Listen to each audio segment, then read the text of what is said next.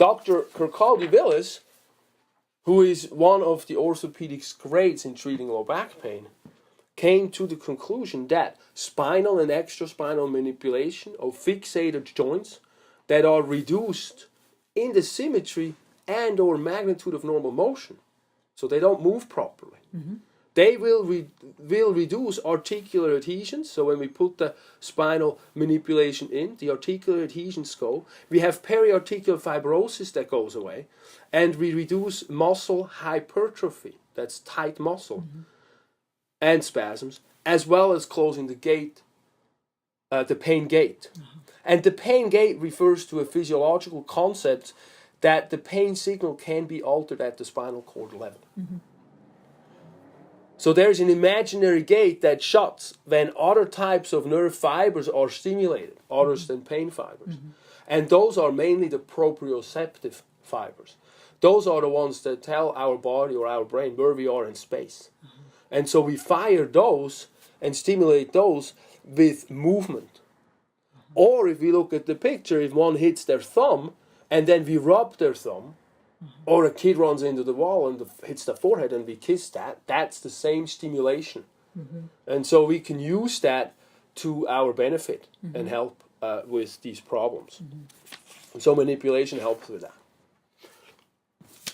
Skeletal muscles do get injured directly and form scar tissue, as we can see in the bottom right picture there. And then that functions less effectively. So we have, after we have scar tissue, we have an increased risk of re-injury, and we have a decrease in its ability to move smoothly. And so it renders it weaker and less flexible through that. Muscles that stay activated over time, as happens with poor posture, for example, behave in a similar way. Helping them with trigger point therapy, like we can see here, by squeezing a point and squeezing the blood out of it to let it replenish with fresh blood so it can be nurtured that way and decreases the contraction that way. Or also doing transverse friction massage, which is kind of breaking adhesions up by going across the muscle fibers, like playing the guitar string here.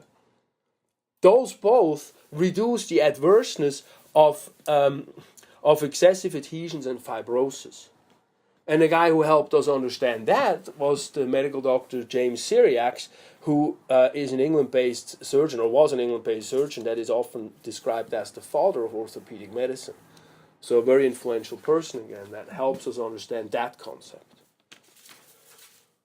Once we have both improved skeletal muscles and improved skeletal joint functioning, we then have to figure out of how to make the corrections hold, and how not to jeopardize them again. So reducing exposure can be the critical step in ensuring the recovery. Protecting the spine is crucial. For example, sitting upright saves the lumbar discs. A sitting surface that angles down forward a little bit makes us have to sit properly on the sit bones. And you can see that in the picture on the top right, where we sit properly on the sit bones versus, we often do slouching on them. One should also focus on holding the head back and the chin down to preserve the neck and the upper back while we sit. Forward rounded shoulders often make the head go forward also. Rolling them back helps preserve good posture of the upper part of the spine and makes us more aware of that. Reaching excessively is another problem. We have the picture on the bottom right that shows that a little bit. That also stresses the upper extremity when we reach, but also the back and the neck. Keeping one's elbows close to the body when lifting minimizes forces put on the exposed parts, and that helps us, so we don't reach too far. Stepping on a stool when reaching above the head is also helpful, and not reaching behind the body as we often do when we drive are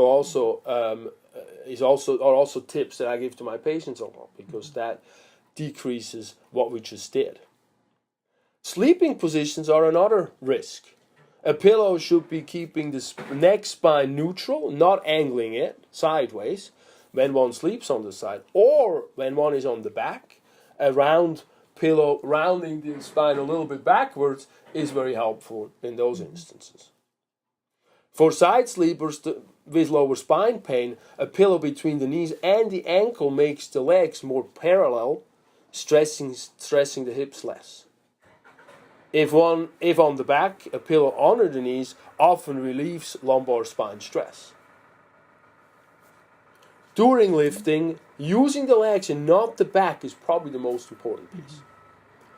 The hips is where we should hinge and not bend the low back. The other main protection comes if we don't twist while we lift. So that's another thing. And of course, knowing when it is too heavy and asking for help or using equipment is a very smart thing to do.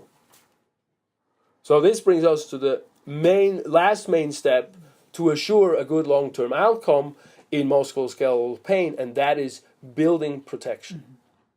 Exercises that neurologically activate and strengthen weakened muscles aid in recovery. Core strength is mainly accomplished by contracting the transverse abdominis muscle.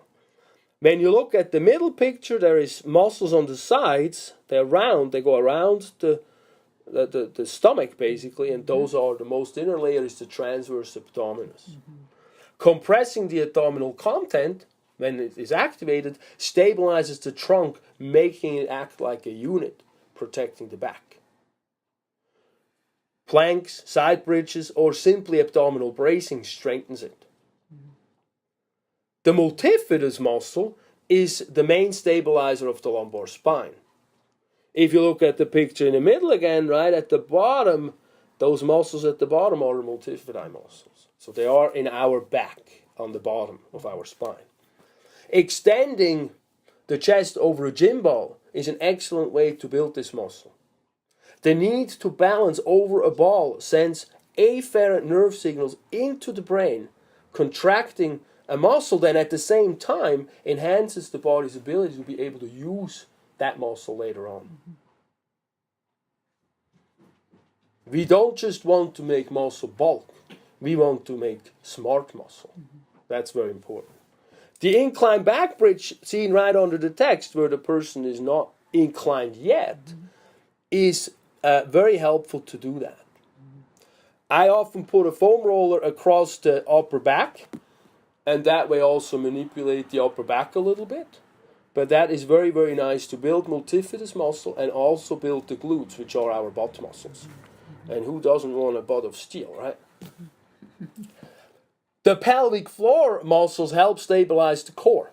The famous Kegel exercises, squeezing and holding the floor muscles are a very, very good way to build those.